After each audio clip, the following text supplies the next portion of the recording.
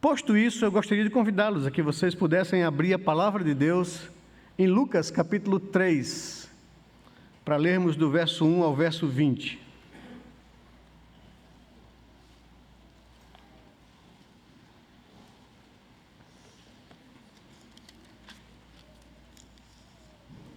Lucas, Evangelho de Lucas, capítulo 3, versos de 1 a 20.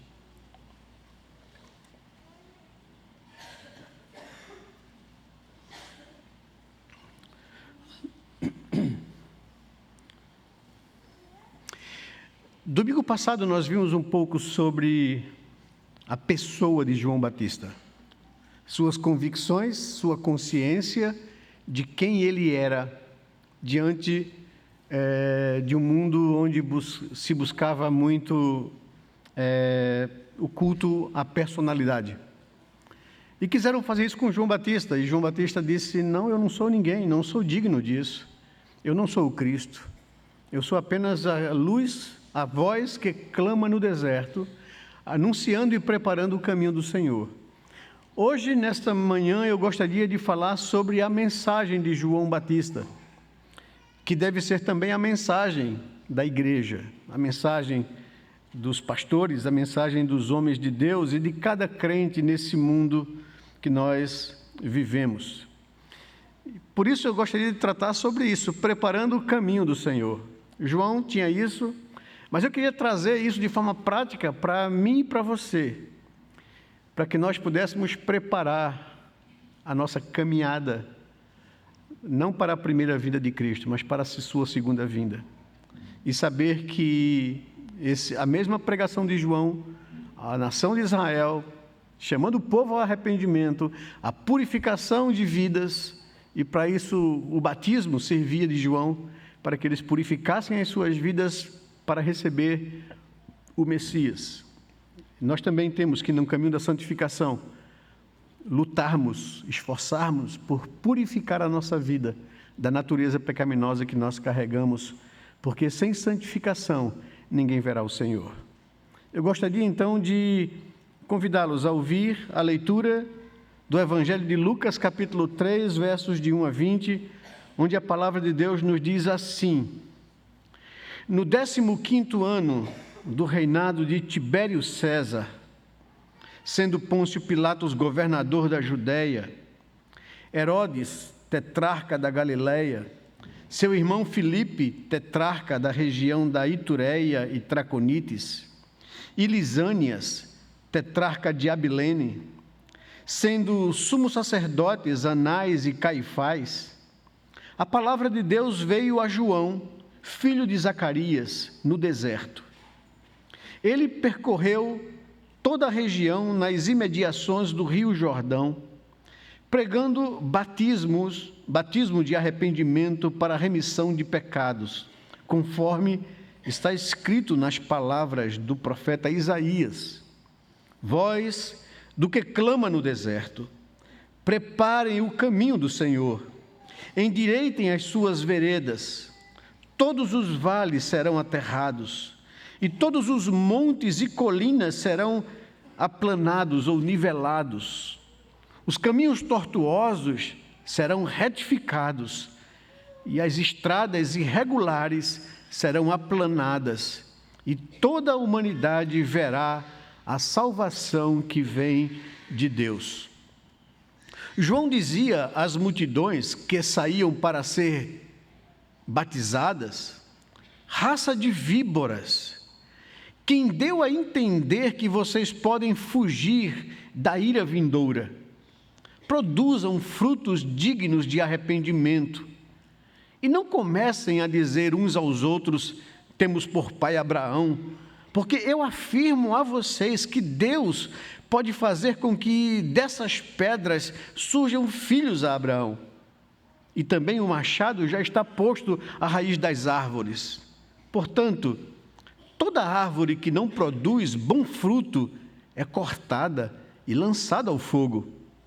Então as multidões perguntaram a João: o que é que devemos fazer?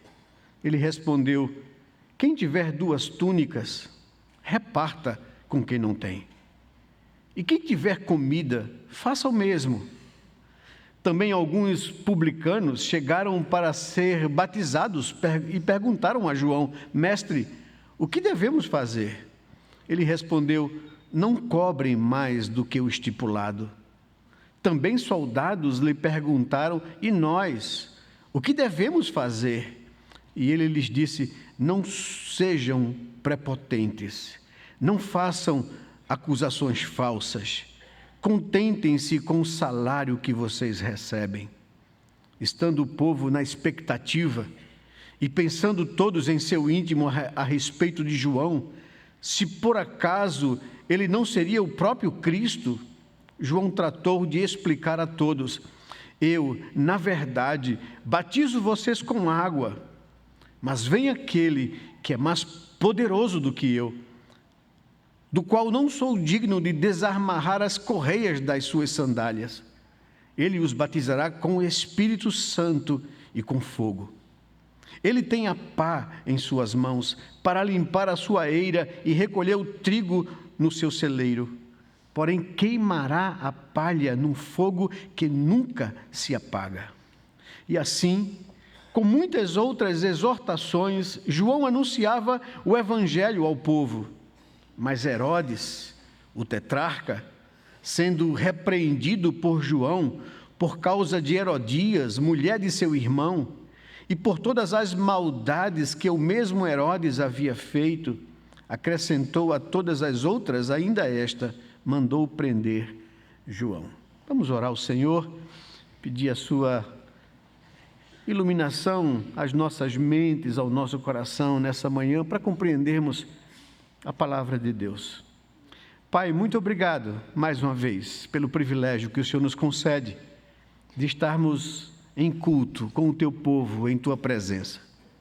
Muito obrigado, Senhor, porque mesmo sendo nós pessoas tão indignas, pecadoras, o Senhor se faz presente em nosso meio e nos convida à graça, à misericórdia e ao perdão. Obrigado porque nós podemos cantar os teus louvores e falar da tua grandeza. Obrigado porque nós podemos confessar ao Senhor os nossos pecados e ajuda-nos, ó Senhor Deus, a fazer isso de forma sincera, não apenas como tradição ou como parte litúrgica de um culto, mas que o nosso coração de fato e verdade se quede quebrantado em tua presença, Senhor. Que a gente possa refletir profundamente em nosso coração quais são as coisas que temos permitido em nossa vida, em nossa mente, que desabonam o teu caráter, que ofendem a tua santidade, que nos afasta de ti, Senhor. Não permita que tenhamos um coração falso, insincero. Não permita, Senhor Deus, que a tua palavra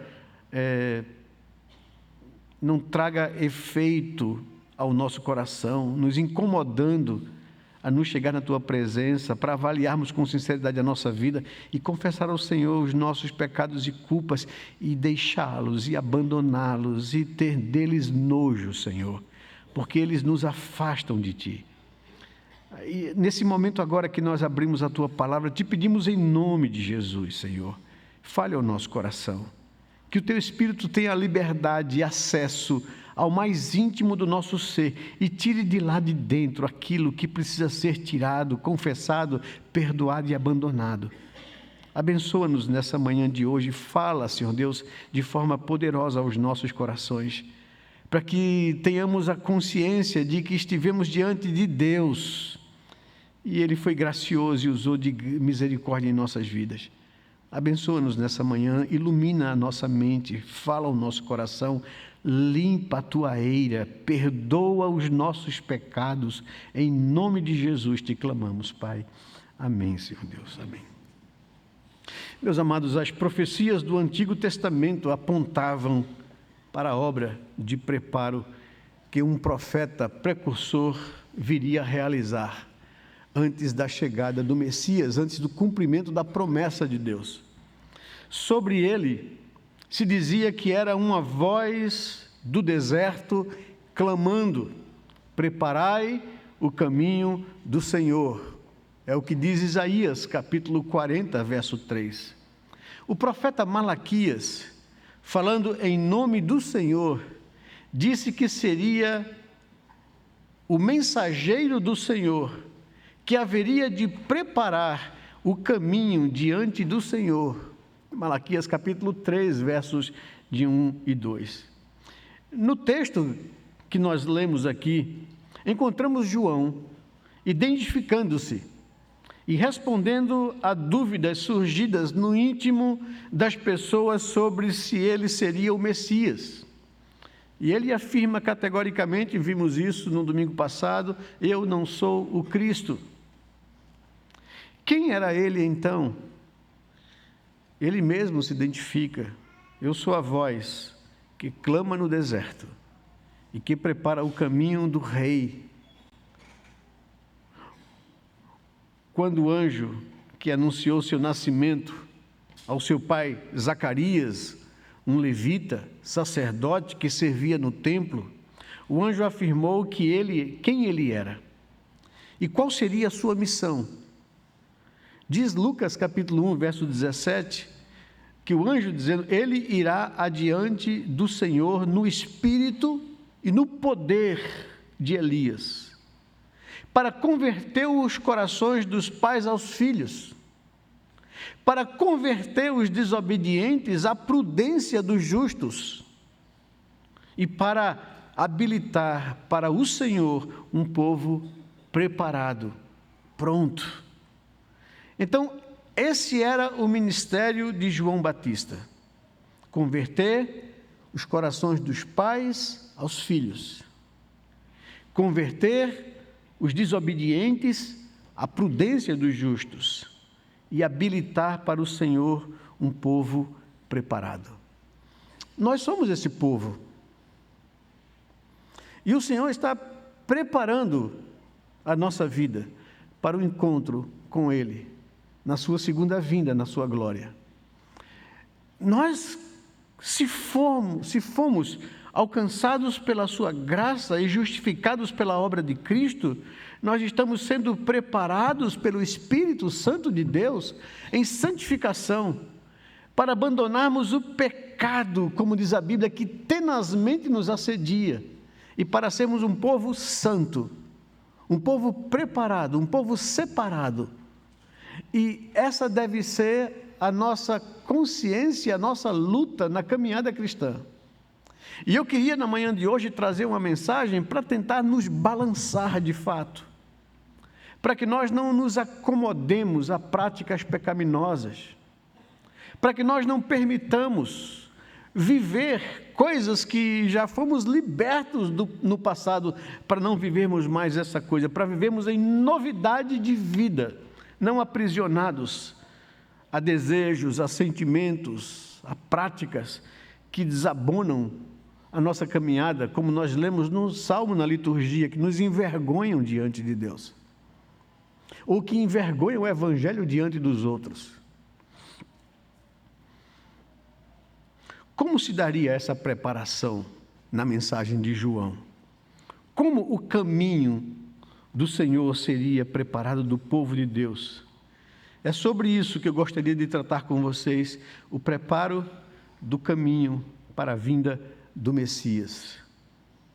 Em primeiro lugar, essa preparação seria feita por meio da proclamação da iminente vinda do Messias e do reino de Deus, chamando as pessoas a arrependimento. João advertiu os fariseus e os saduceus que vinham ao seu encontro, lá no deserto da Judéia, onde ele batizava, no Jordão. Ele dizia, Mateus capítulo 3, versículo 10, já está posto o machado à raiz das árvores. Toda árvore, pois que não produz bom fruto, é cortada e lançada no fogo. Amados, essa palavra de João não se restringia apenas àquele momento da primeira vinda de Cristo. Nós vamos ver no desenrolar do texto que o que João se refere aqui diz respeito à vinda do Messias, tanto no primeiro momento, que era o momento da humilhação, quanto no segundo momento, que é o momento da glorificação. A mensagem de João aborda a primeira vinda de Cristo até a sua segunda vinda. Nós estamos nesse espaço, nesse íntere aqui. E a palavra de João se aplica também a todos nós, a cada um de nós. Já está posto o machado à raiz das árvores. E veja, essa palavra está apontando muito mais aqui a segunda vinda de Cristo, quando ele virá julgar todas as nações, todos os seres humanos, todo joelho se dobrará, toda língua confessará que ele é Senhor. Ele virá segunda vez para julgar. E o machado já está posto à raiz das árvores. E o que vem a seguir disso é que nos serve por alerta. Toda árvore que não produz bom fruto será cortada e lançada ao fogo. Tem árvores que são produtivas. Tem árvores que dão frutos. Nenhuma pessoa em sã consciência vai cortar uma árvore frutífera para lançar ela no fogo, na lenha, para aquecer. Mas as árvores, geralmente, que vão à fogueira, que vão à lareira, que vão ao fogo, são árvores improdutivas. E João usa essa figura aqui, muito conhecida daquelas pessoas que não tinham luz elétrica e que precisavam, de cortar árvores para aquecer a casa no frio. Já está posto o machado à raiz das árvores. E que árvores serão essas que serão cortadas para serem lançadas no fogo? São árvores que não produzem bom fruto.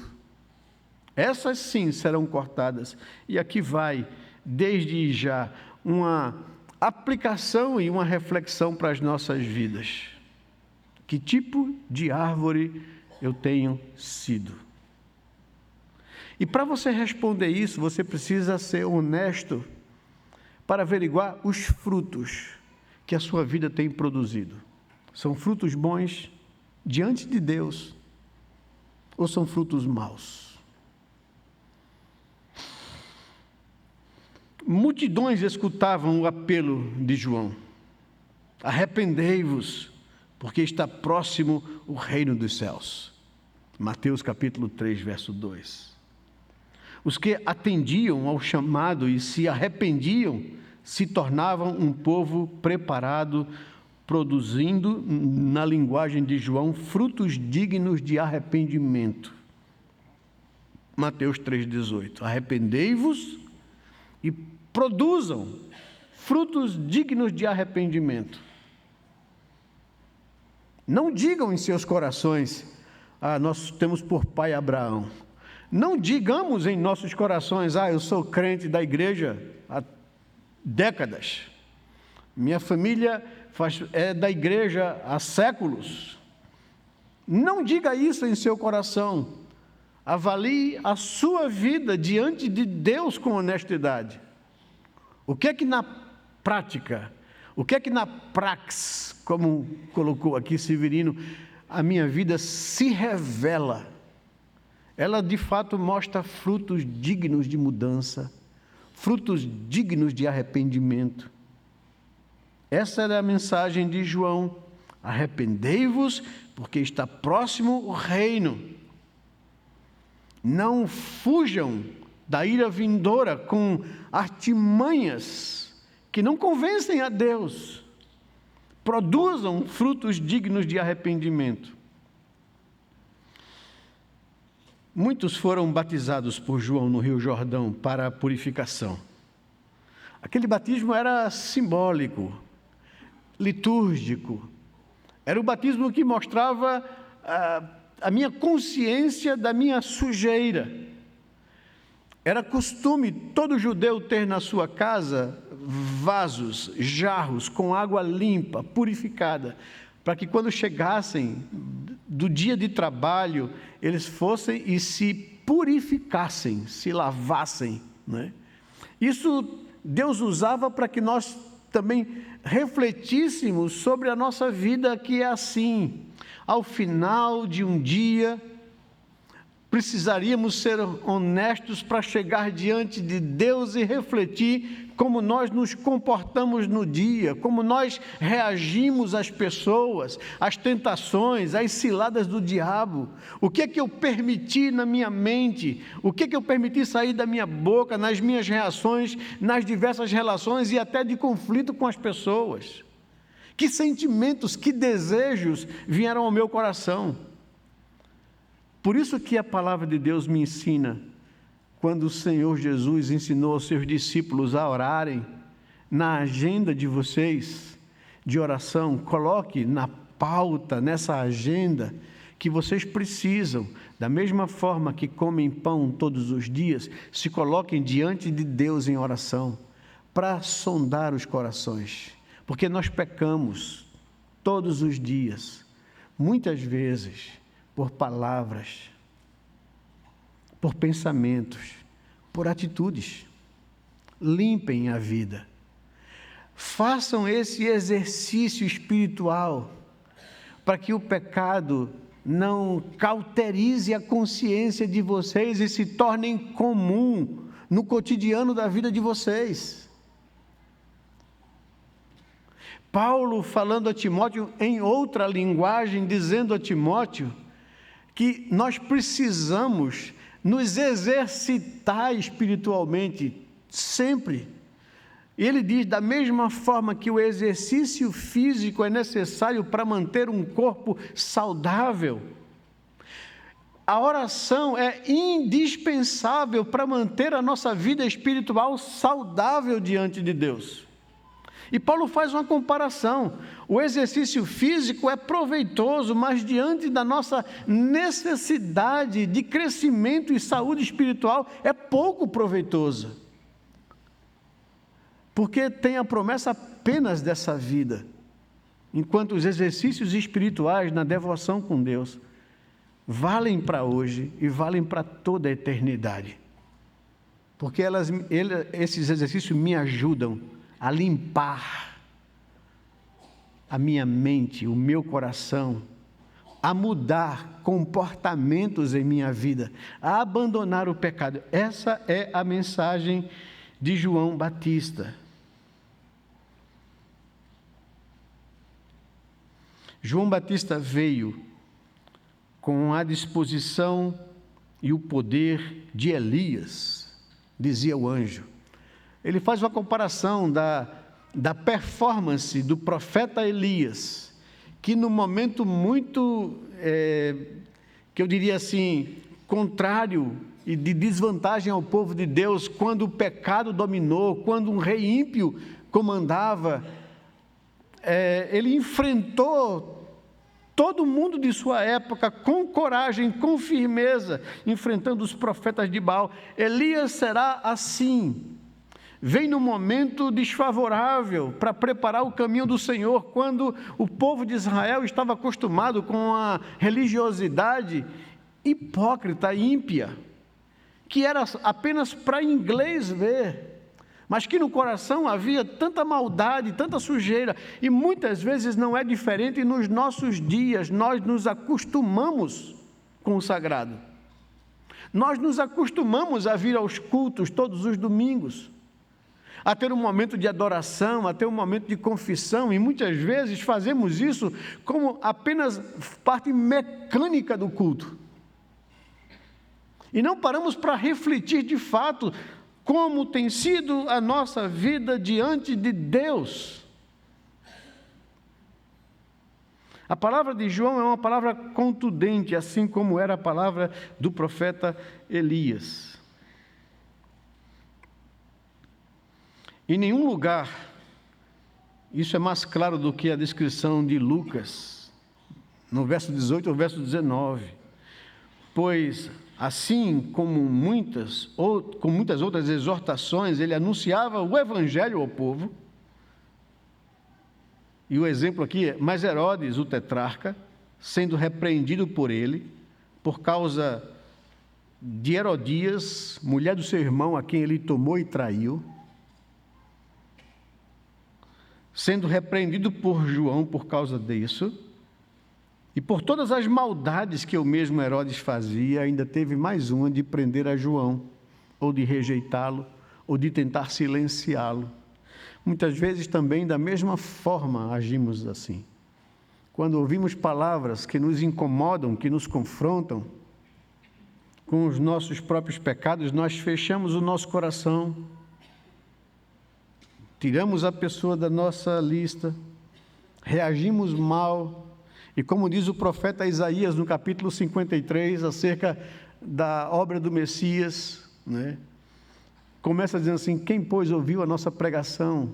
Quem atendeu ao apelo, ao arrependimento, né? E fala da obra de Cristo ali naquela cruz.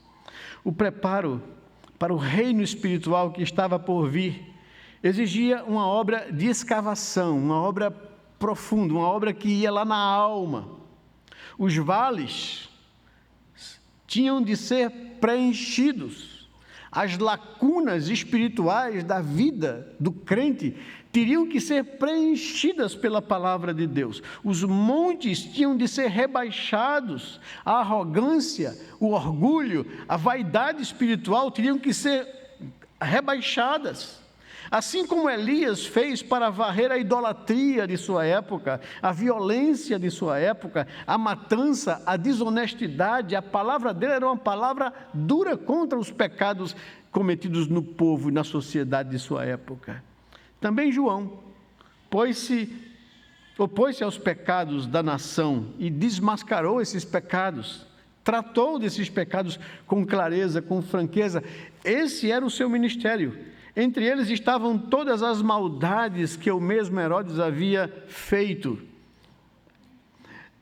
Mas uma segunda coisa que me chama a atenção no texto é que o caminho do Messias estava sendo preparado, mostrando especificamente a mudança que deve ocorrer na vida dos que ouvem e atendem ao seu chamado.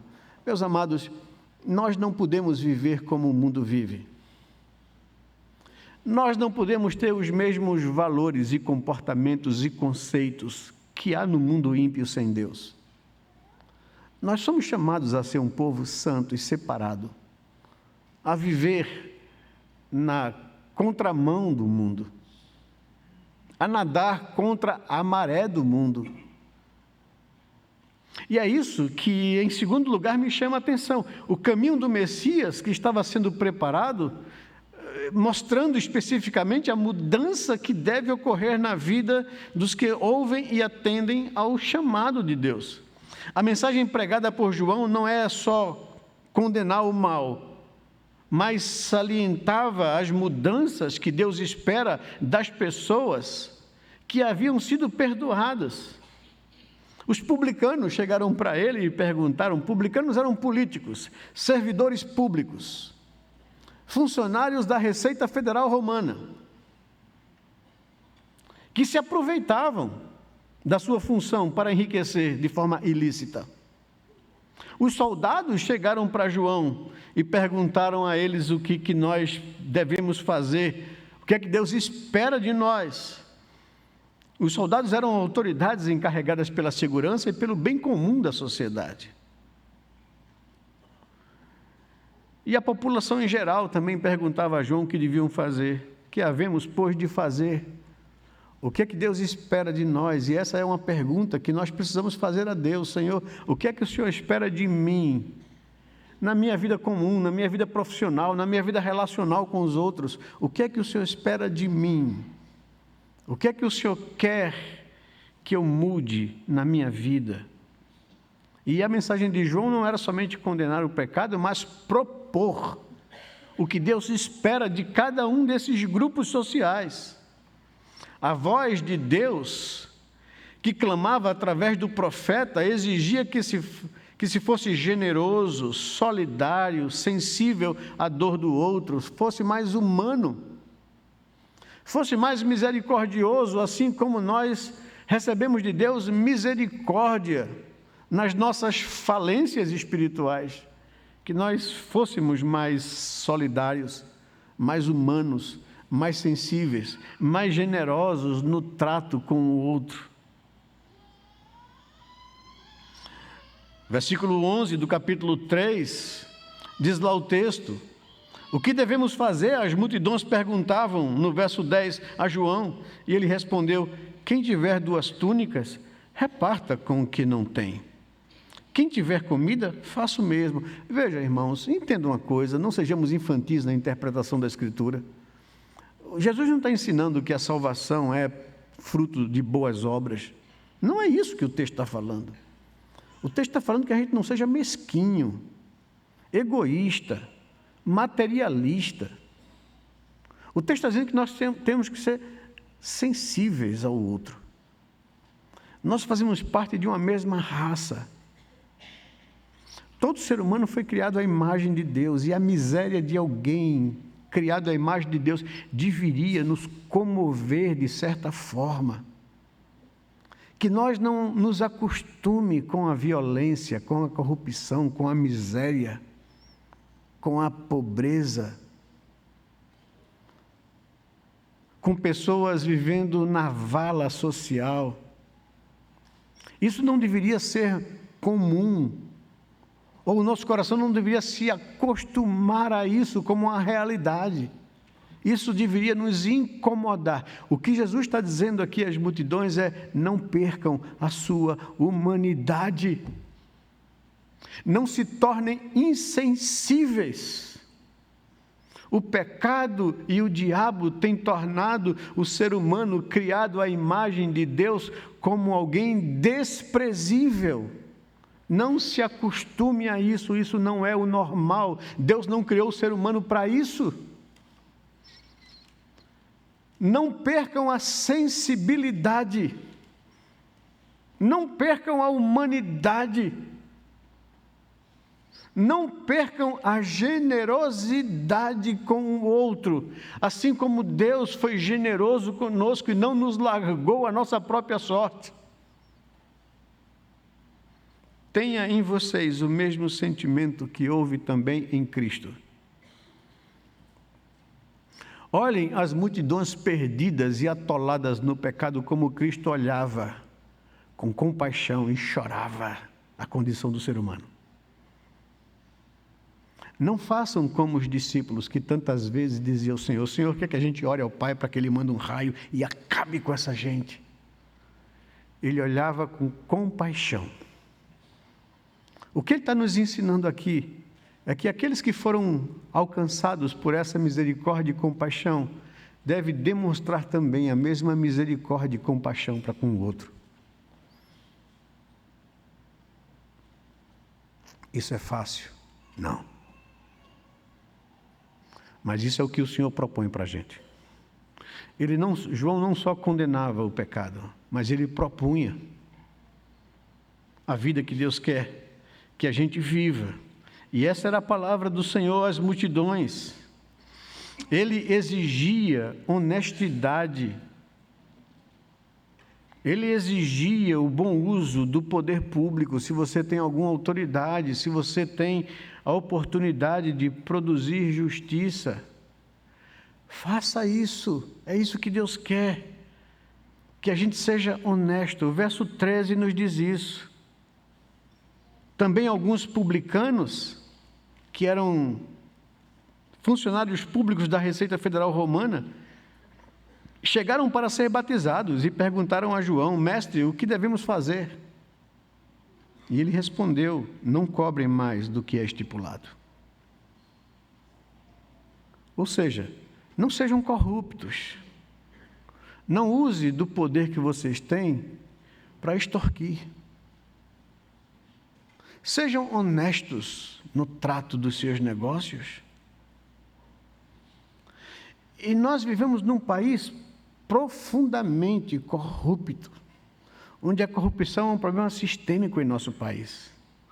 O que Deus está nos dizendo? Não se acostume com isso. Não tenha isso por normal.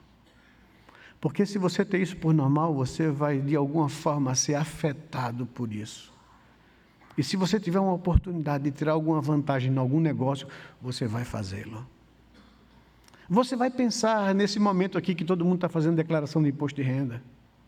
Puxa vida, que governo injusto. Eu tenho o meu empreendimento. Ele não entra com nada, não me incentiva com nada e leva uns 40% do negócio. E se eu tiver oportunidade de esconder alguma coisa minha desse governo para que ele não morda mais, eu vou fazê-lo. E a gente passa a se comportar assim como o sistema nos impõe. O que o Senhor está dizendo? Seja honesto.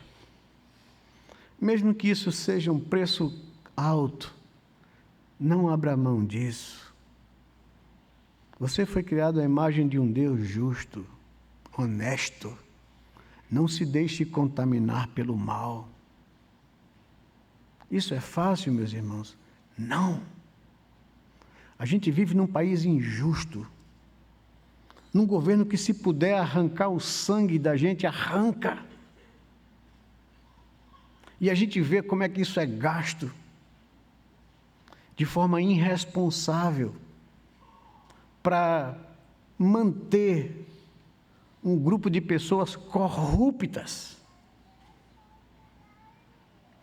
Mas a palavra do Senhor propõe para a gente isso: não abandone a honestidade, seja justo. Não deixe que o mal contamine a sua vida, o seu comportamento. Exigia-se do que tem poder judiciário, do que tem poder de decisão sobre a vida das pessoas, que não seja arrogante, que não use do poder para denunciar de forma injusta e ímpia ninguém. Veja, como alguém já falou, o Evangelho, a Bíblia é mais atual do que o jornal que vai sair amanhã. É tão atual. Parece que está falando para a nossa sociedade, para o nosso judiciário, para o que a gente enxerga, para o que a gente vê. É injusto ver pessoas usar da autoridade que recebeu ou que tem para fazer denúncias falsas, para acusar pessoas, para soltar bandido e para prender o cidadão. Vivemos num país injusto, mas isso não pode contaminar a nossa vida. Essa é a mensagem do Evangelho, essa é a mensagem de João, essa é a mensagem que prepara o caminho. Esses são os nossos desafios, assim como era desafio para a sociedade da época de Jesus, é muito mais para a nossa sociedade. Vivemos nesse meio, nesse contexto, e querendo ou não, somos afetados, contaminados pela nossa época. E a palavra de João é: Deus continua sendo Deus, a palavra dele continua sendo a palavra dele, e ele quer que nós não nos deixemos contaminar por esse mundo. Essa é a palavra de Paulo aos Romanos, no capítulo 12. Não se deixe contaminar, ofereçam a Deus o culto, a vida de vocês como um sacrifício vivo, não morto, como um sacrifício aprazível, e não que Deus tenha rejeição e ojeriza pela nossa vida, pelo nosso culto. Não se deixe moldar pelo mundo, mas transforme o mundo pelo seu comportamento, pela sua vida. A preparação apontava para um caminho de abandono do pecado e busca por santidade. E o povo de Deus deveria andar nesse caminho. O profeta Isaías, no capítulo 35, no verso de 8 ao verso 10, diz que o trabalho, o preparo de Deus na vida dos que são dele, que foram perdoados, é um trabalho que os prepara agora para viver a glória futura. E no verso 8 de Isaías 35, a palavra de Deus nos diz ali haverá uma estrada, um caminho que será chamado Caminho Santo, ou Caminho dos Santos, em alguma tradução. Os impuros não passarão por ele, pois será somente para o povo de Deus. Quem passar por esse caminho, mesmo que seja um tolo, não se perderá, porque é um caminho reto. Ali não haverá leão, nenhum animal feroz passará por ele, nem será encontrado nele mas os remidos andarão por esse caminho seguros. Os resgatados do Senhor voltarão e virão a Sião com cânticos de júbilo. Alegria eterna coroará a sua cabeça. Ficarão tomados de júbilo e alegria, e deles fugirão a tristeza e o gemido. Deus prepara a gente agora para esse caminho futuro, que nós gozaremos com o Senhor, e só vai passar por esse caminho aqueles que foram tratados pelo Senhor.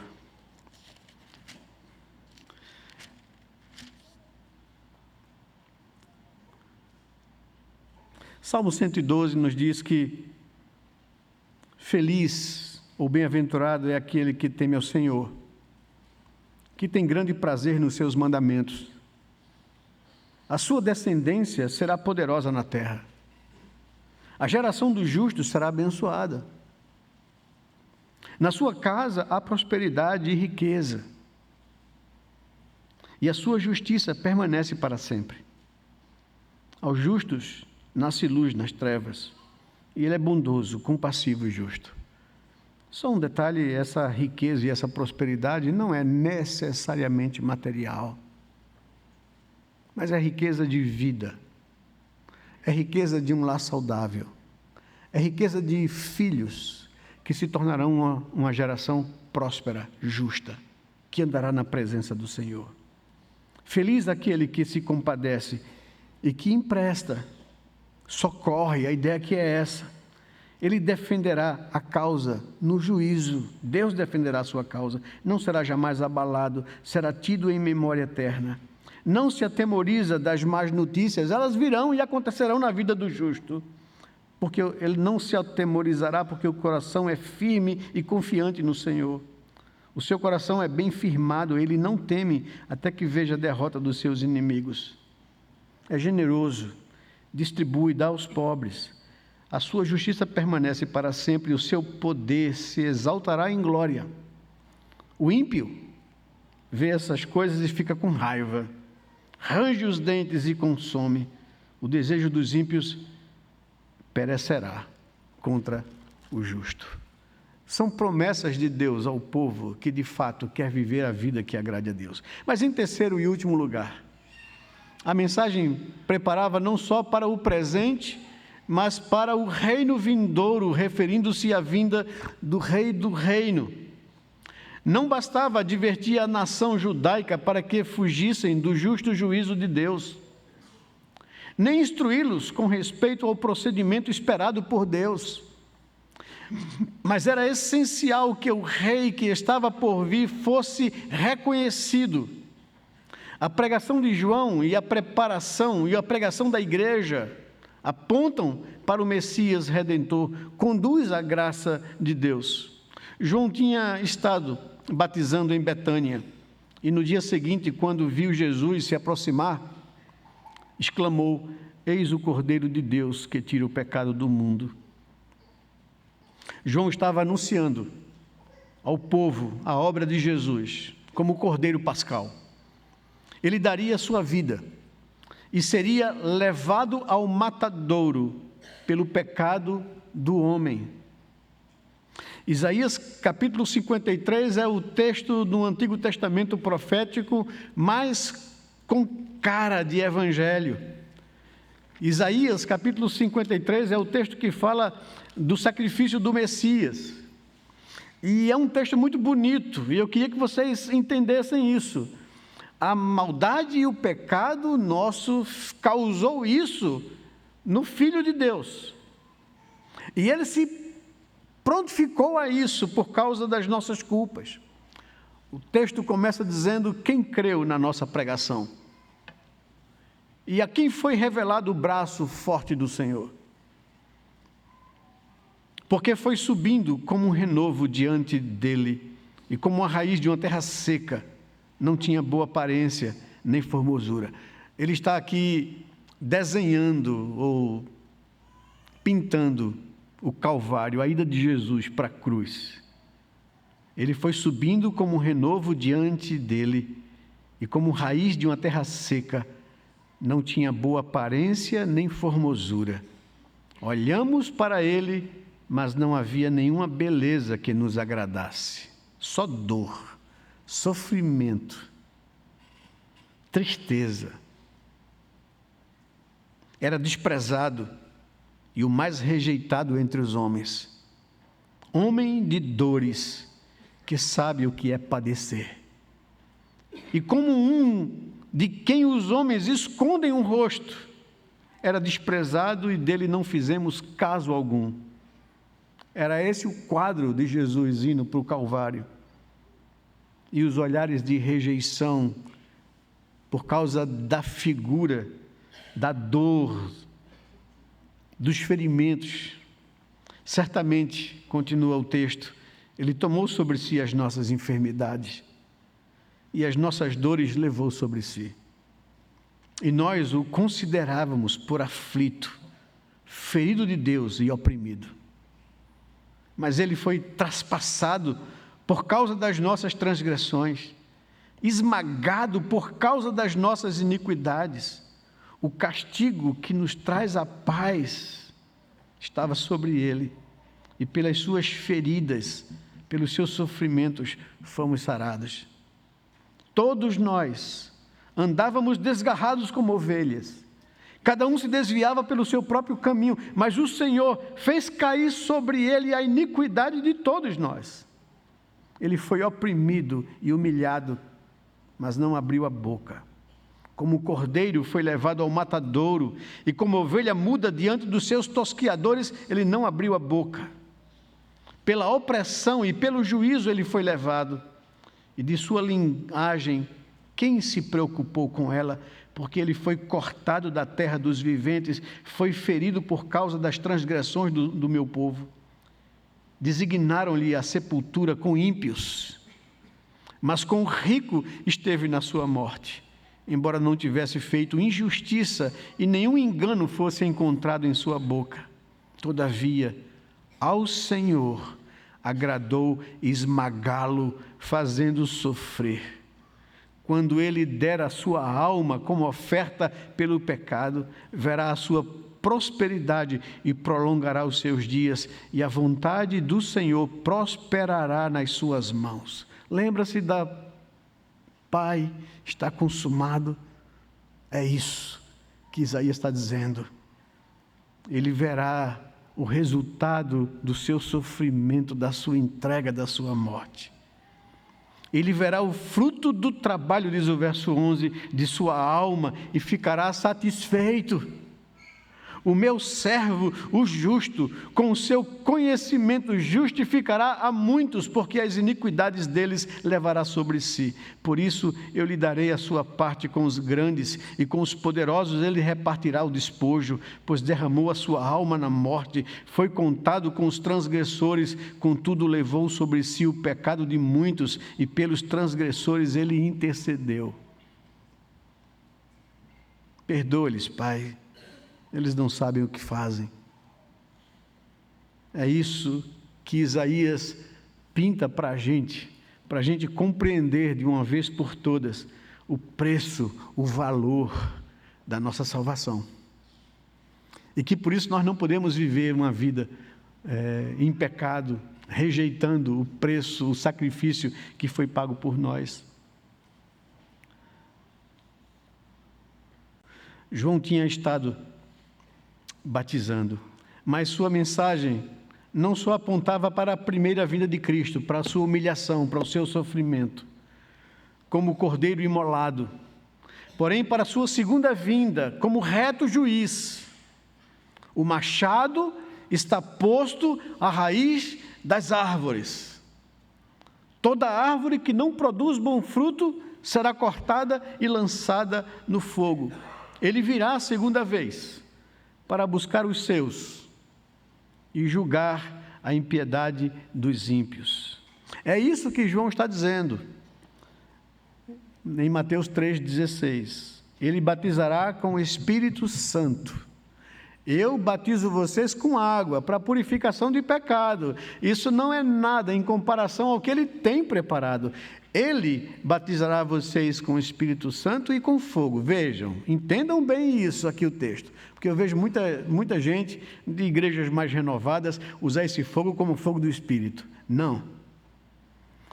O que João está dizendo é que ele virá a segunda vez para levar os seus, garantidos pelo Espírito Santo como selo da salvação, e trará fogo sobre os ímpios. Ele vem julgar o mundo, salvar a quem creu nele, se entregou a ele, que viveu uma vida digna. E ele vem trazer fogo e juízo para os ímpios. Ele batizará com o Espírito Santo os seus, e batizará com fogo consumidor os ímpios. Queimará a palha num fogo que nunca se apaga. Fogo aqui não é sinal de poder do Espírito, de dons do Espírito. Fogo aqui é juízo de Deus. Ele vai trazer o Espírito Santo, batizará, e vai trazer batismo com fogo para a impiedade. E diante disso, nós temos que fazer algumas perguntas, algumas reflexões para a nossa vida. Diante do exposto, deveríamos olhar sério para a vida que temos vivido. E se perguntar, ou perguntar a Deus com sinceridade, o que eu devo fazer, Senhor? Diante da vida que eu tenho vivido, diante dos pecados que eu tenho acolhido na minha alma, diante das coisas que eu tenho permitido na minha vida, o que eu devo fazer? E o texto nos dá a resposta: deixe o Espírito Santo de Deus identificar os seus pecados. Diga como o salmista: Senhor, sonde e me conheça. Veja se há em mim coisas que lhe desagradam.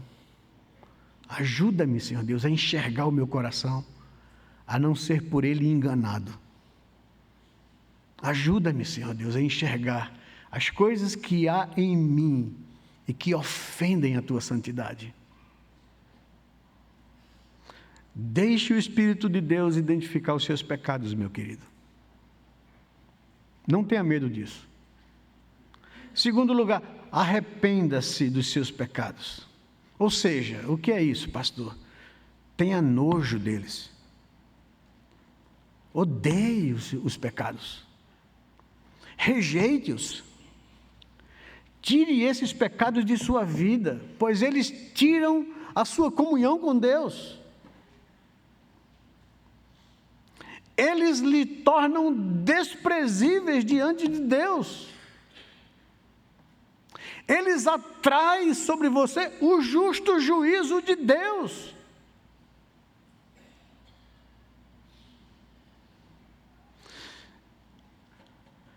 Esses pecados não somente lhe afastam de Cristo, como lhe levará à condenação eterna. Preste atenção a isso. Hebreus capítulo 6, versos de 4 a 6, é um dos textos mais difíceis da gente encaixar dentro da salvação iniciada por Deus, continuada por Deus e concluída por Deus na vida de um eleito. Mas preste atenção. O que Hebreus nos diz é um texto de advertência, de nos chamar à coerência, à reflexão. O texto diz: é impossível, pois, que aqueles que uma vez foram iluminados, provaram o dom celestial, se tornaram participantes do Espírito Santo, provaram a boa palavra de Deus e os poderes do mundo vindouro e caíram, e voltaram a viver em pecado. Sim, é impossível outra vez renová-los para arrependimento. Visto que, de novo, estão crucificando para si mesmos o Filho de Deus e o expondo à zombaria, fazendo menosprezo do seu sofrimento, do que nós acabamos de ler em Isaías capítulo 53. O texto é um texto duro, é um texto confrontador, é um texto que nos desafia, é um texto que nos chacoalha para que a gente não viva uma vida em pecado. Após conhecermos, após sermos iluminados pelo Evangelho, após provarmos o gozo e a alegria de uma vida com Deus, após provar a boa palavra de Deus. Olha, irmãos, deixe-me dizer uma coisa aqui. Nós, como pastores aqui da igreja, fazemos um esforço tremendo para pregar da forma mais fiel possível, da forma mais clara possível, de forma mais simples possível. Ajudar vocês a entenderem e aplicarem as verdades que o texto traz, né? Mas isso pode ser bom demais para a vida de um crente que ama o Senhor, que quer viver com o Senhor, que é sincero, porque ele está sendo alimentado da palavra. Mas isso pode ser um perigo se você é apenas um ouvinte e não um operoso praticante. Isso cauteriza a tua consciência. Veja a exortação do escritor de Hebreus. Depois de uma pessoa provar a boa palavra de Deus, os poderes do mundo vindouro e viver em pecado, ela está menosprezando o Evangelho de Cristo, menosprezando a obra de Cristo. E por isso é quase impossível renová-los a arrependimento. Então, em nome de Jesus, esse texto aqui não está para trazer desesperança a você, mas para alertá-lo, para chacoalhá-lo, para você entender que a vida cristã é uma vida séria, que sem santificação, sem crescimento espiritual, sem abandono de pecado, ninguém verá o Senhor. Que você não pode dar mole na sua vida com o pecado, que você não pode permitir na sua vida o pecado, que você tem que resistir ao pecado, lutar contra o pecado, se esforçar com toda a sua força espiritual para vencer o pecado na sua vida, com a graça de Deus na sua vida, porque sem ela você não consegue, eu não consigo. Mas eu preciso buscar a Deus nas minhas devoções, pedir a Ele socorro, misericórdia sobre minha vida, para que o pecado não me domine. Então deixe o Espírito Santo identificar os pecados em sua vida, arrependa-se dos seus pecados, tenha nojo deles, odeie eles, rejeite eles. Abandone o pecado, tome uma firme e séria decisão de abandonar os pecados que você tem permitido em sua vida, deixe-os para trás. Porque Provérbios nos ensina que aquele que encobre, aquele que esconde as suas transgressões, jamais prosperará. Mas o que as confessa e abandona, alcançará de Deus misericórdia. Então arrependa-se, abandone o pecado. E em quarto lugar, busque a Deus, agarre-se a Ele, ore, clame a Ele. Não te deixarei enquanto não me abençoares. Faça como Jacó. E quando ele te perguntar, como perguntou a Jacó, em que você quer que eu te abençoe? Qual o nome do seu pecado? Esteja pronto a admitir, esteja pronto a confessar. E ele mudará a tua realidade. Já não te chamarás mais Jacó, e sim Israel. Porque como um príncipe honroso, lutaste com Deus com sinceridade e a tua vida foi transformada. Que Deus faça assim comigo e com você. Que Deus tenha misericórdia de nós. A eficácia da obra de João o Batista é exemplificada no Evangelho de João. No dia seguinte, estava João outra vez na companhia de 2 dos seus discípulos e, vendo passar Jesus, disse: eis o Cordeiro de Deus. Os discípulos, ouvindo isto, seguiram Jesus. Esse é o Evangelho.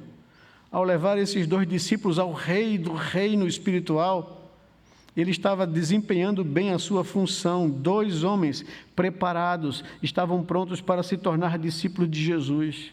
E mais tarde seriam parte do fundamento do reino, do qual todos os santos serão cidadãos um dia.